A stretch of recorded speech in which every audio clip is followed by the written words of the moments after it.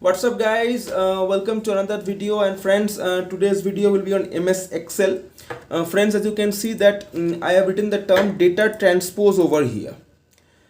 This term may sound a bit heavy to all of us, सुनने में बहुत भारी लगेगा, but more or less all of us use this feature.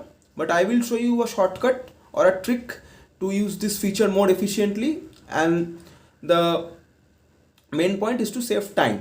So as you can see, I have a set of data with 5 students, and there are 5 subjects, and each of them has scored different marks in each of the 5 subjects. But what I want to do now is that I want to interchange the data. That means the subject section, which is in the row section, will come down to the column section, and the names of the student from Virat to Sachin will go to the row section. So what I will do first is that I will select the data. After selecting the data, copy it.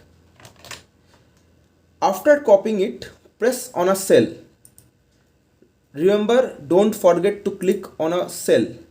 If you forget to click on a cell, the shortcut feature will not work. Okay, after clicking on a cell, press Alt h+v+t. Let me come a little down for you guys to see clearly.